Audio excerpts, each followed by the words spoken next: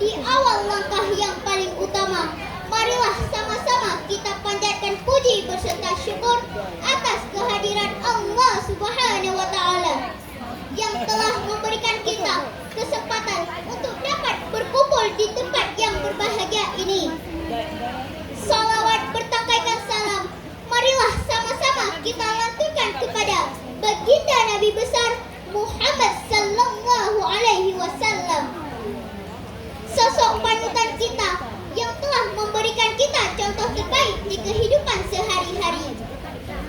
Yang saya hormati para dewan juri yang arif dan bijaksana, yang saya muliakan para hadirin serta teman-teman seperjuangan yang saya banggakan.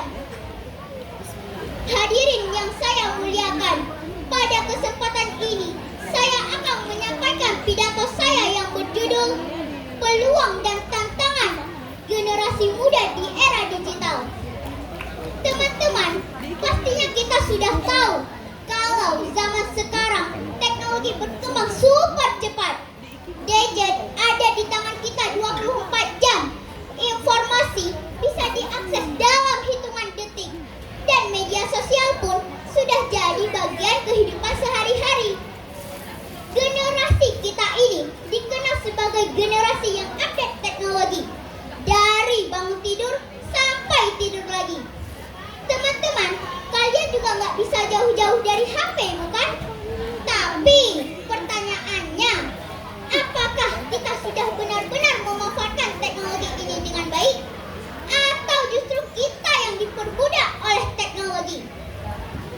Allah Subhanahu wa Ta'ala berfirman dalam Al-Quran surah Ar-Ra'd ayat 11. A'udzu billahi minasyaitonir rajim. Innallaha la yughayyiru ma biqaumin hatta yughayyiru ma bi anfusihim. Sesungguhnya Allah tidak akan mengubah keadaan suatu kaum sebelum mereka mengubah keadaan diri mereka sendiri. Yang artinya, kalau kita mau sukses dan maju, kita sendiri yang harus berusaha. Era digital ini memberikan kita peluang besar untuk belajar, berkreasi, dan berinovasi. Kita bisa mendapatkan ilmu dari mana saja, belajar keterampilan baru, atau bahkan membangun bisnis dari rumah. Banyak anak muda sukses yang memanfaatkan teknologi dengan baik, seperti para konten kreator, pengusaha muda, dan programmer berbakat. Mereka bisa berkarya dan menghasilkan cuan dari internet. Kita pun bisa melakukan hal yang sama jika kita mau berusaha. Tapi di balik peluang itu semua, masih ada tantangan besar yang harus kita hadapi. Misalnya, kecanduan media sosial yang bikin kita lupa waktu, cyberbullying, atau bahkan konten-konten negatif yang dapat merusak moral kita. Rasulullah sallallahu alaihi wasallam pernah bersabda, "Al-tanim khamsan qabla khamsin." Manfaatkanlah 5 perkara sebelum 5 perkara. Masa mudamu sebelum datang masa tuamu. Waktu sibukmu sebelum datang waktu luangmu. Kayamu sebelum datang miskinmu. Sehatmu sebelum datang sakitmu. Dan hidupmu sebelum datang matimu. Hadis riwayat Al-Hakim. Hadis ini reminder buat kita semua bahwa masa muda adalah kesempatan emas. Jangan sampai waktu kita habis tanpa melakukan hal yang berarti.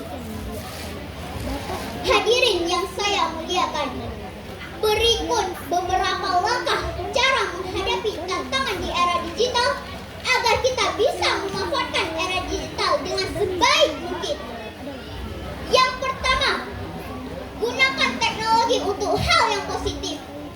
Jangan cuma jadi konsumen, tapi jadilah kreator. Manfaatkan media sosial untuk berkarya,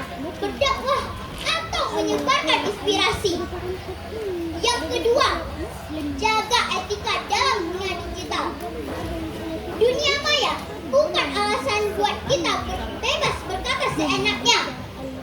Ujaran kebencian, fitnah, dan cyberbullying bisa berdampak buruk bagi orang lain.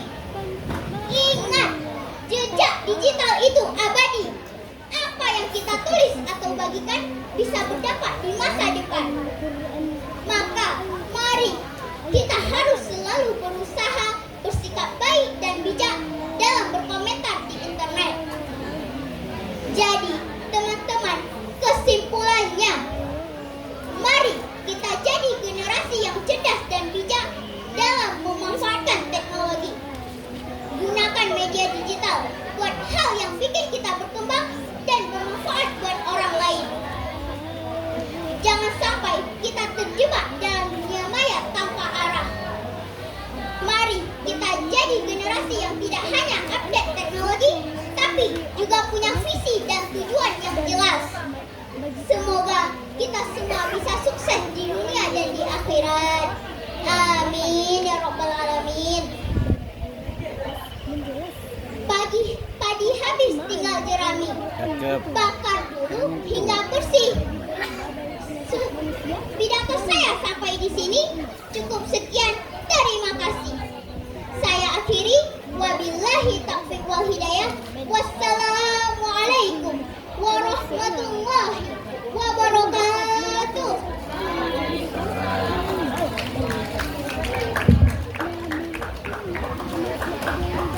Peserta yang baru saja tampil merupakan utusan dari Sekolah SD Islam Al-Azhar Kairo.